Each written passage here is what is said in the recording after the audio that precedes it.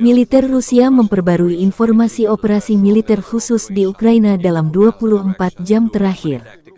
Juru bicara militer Rusia, Letnan Jenderal Igor Konasenkov, tanggal 15 November merilis unit operasional taktis dan penerbangan Angkatan Darat, pasukan rudal dan artileri Rusia menetralkan 3 pos komando angkatan bersenjata Ukraina di dekat Kupiansk, wilayah Kharkov, Stelmahovka, Republik Rakyat Lugansk, dan Chernobyevka, wilayah Kherson. Juga menggempur 54 unit artileri pada posisi tembak, tenaga kerja dan perangkat keras di 174 area. 2 radar perang counter bateri ANTPK-50 buatan Amerika Serikat dihancurkan di dekat Zelyony Gate, wilayah Kharkov, dan Alexandro Kalinovo, Republik Rakyat Donetsk. 1 radar untuk rudal pertahanan udara S-300 Ukraina dihancurkan di dekat Volnyansk, wilayah Zaporozhye. 1 gudang persenjataan dan perangkat keras militer Ukraina juga dihancurkan di dekat Lvovo, wilayah Kherson, kata Konasenkov. 1 penyimpanan bahan bakar untuk perangkat keras militer Ukraina juga dinetralkan di dekat Kharkov. Pasukan artileri Rusia juga menetralkan 2 baterai HIMARS dan sistem roket multi peluncuran OLHA MLRS di dekat Kirpotino, wilayah Zaporozhye, dan Borozenskoye, wilayah Kherson.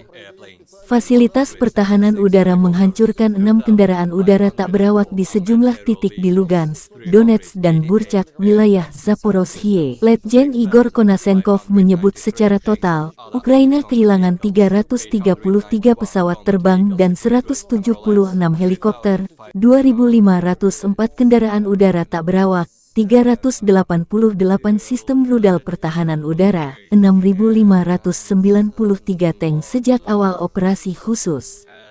Juga 891 kendaraan tempur yang dilengkapi dengan MLRS, 3.577 meriam dan mortir artileri lapangan, serta 7.216 unit militer khusus dihancurkan selama operasi militer khusus, kata Konasenkov dikutip Tribun Timur.